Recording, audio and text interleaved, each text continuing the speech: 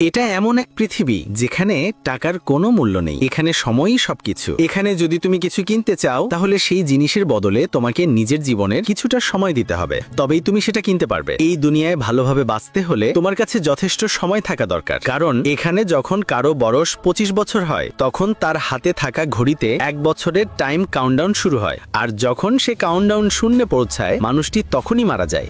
ধনীদের কাছে এত সময় ছিল যে তারা 1000 বছর পর্যন্ত বাঁচতে পারত। তারা নিজেদের জন্য আলাদা একটা শহর তৈরি করেছিল যেখানে তারা বিলাসিতাই দিন কাটাতো। কিন্তু অপরদিকে গেটো সিটিতে থাকা গরিব মানুষগুলো দিনরাত পরিশ্রম করে নিজের জন্য সময় উপার্জন করত, না হলে তাদের জীবন থেমে যেত। সেই গরিব এলাকার মধ্যেই উইল নামের এক যুবক থাকতো। তার ঘড়িতে তখন মাত্র 23 ঘন্টা সময় বাকি ছিল। সে তার মায়ের সঙ্গে থাকতো। এখানে যেহেতু 25 বছর পর বয়স আর বাড়ে না, তাই তার মা 50 বছর বয়সী হয়েও দেখতে খুবই তরুণী লাগতো। আজ ছিল উইলের মায়ের 50তম জন্মদিন। উইল তার মায়ের জন্মদিন উদযাপন করার জন্য আগের রাতে ওভারটাইম করে একটি শ্যাম্পেনের বোতল কিনে এনেছিল। সেটা দেখে মা খুব খুশি হয় এবং বলে, আমি আমার নাতি নাতনিদের দেখতে চাই, তুমি এখনো কোনো মেয়েকে ডেট করো না কেন? উইল হেসে বলে, এত কিছুর জন্য কার কাছে সময় আছে? মা তাকে বলে, ইলেকট্রিসিটি বিল আর ঋণ কালকের মধ্যে পরিশোধ করতে হবে, না হলে আমাদের ফাইন দিতে হবে। তাই আমি এখন যাচ্ছি, কাল রাতের মধ্যে সব পরিশোধ করে ফিরে আসব।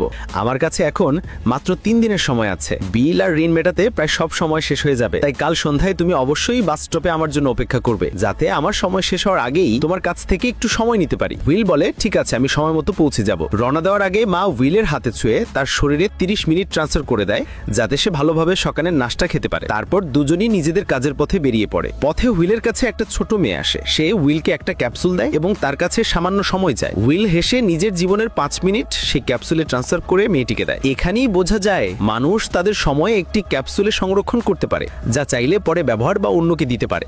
এরপর উইল কারখানায় কাজে যায়। কাজ শুরু করার আগে সে কফি নিতে যায়, কিন্তু দেখে প্রতিটি জিনিসের দাম দ্বিগুণ হয়ে গেছে। যেখানে আগে 1 কাপ কফির দাম ছিল 2 মিনিট, এখন সেটা 4 মিনিট হয়ে গেছে। এখানে কখনোই কোনো ঘোষণা ছাড়া জিনিসের দাম বাড়িয়ে দেওয়া হয়। এতেও উইল খুব বিরক্ত হয়, তবু বাধ্য হয়ে নিজের জীবনের 4 মিনিট দিয়ে কফি কিনে নেয়। দিনভর কাজের পর রাতে সে এক বন্ধুর সাথে বারে যায়। উইলের বন্ধু 1 নম্বরের মাতাল ছিল, সবসময় নেশায় টলতো। সেই ইশারায় উইলকে দেখায় এক লোক সবাইকে ফ্রি মদ খাওয়াচ্ছে, তার কাছে প্রচুর সময় আছে। উইল সেই লোকটির দিকে তাকিয়ে দেখে তার চারপাশে অনেক মেয়ে ঘিরে আছে। লোকটির ঘড়িতে উইল চোখ ফেলতেই দেখে তার কাছে 116 বছরের সময় আছে।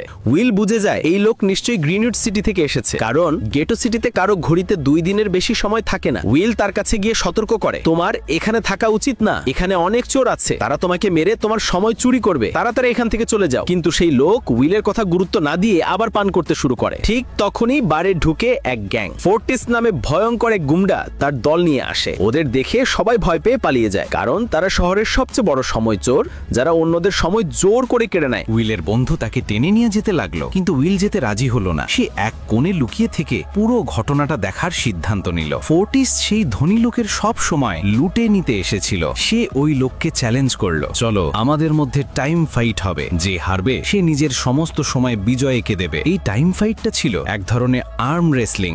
দুজনকে একে অপরের কবজি ধরে রাখতে হয়।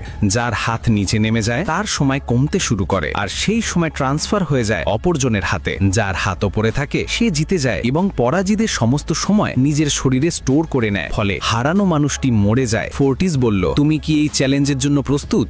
ধনী লোকটি বলল, আমি অনেক মদ খেয়ে ফেলেছি, আমাকে একটু সময় দাও, তারপর আমি তোমার চ্যালেঞ্জের জন্য প্রস্তুত হব। ফোর্টিস হেসে বলল, ঠিক আছে, এটাকেই তোমার শেষ ইচ্ছা ধরো, যাও, আমি তোমাকে কয়েক মিনিট দিচ্ছি প্রস্তুত হতে। সে তার এক সঙ্গীকে ওই লোকের সঙ্গে পাঠিয়ে দিল, যেন সে পালাতে না পারে। লোকটি বাথরুমে গিয়ে প্রচুর বমি করতে লাগলো, কারণ সে সত্যিই অনেক নেশা করেছিল।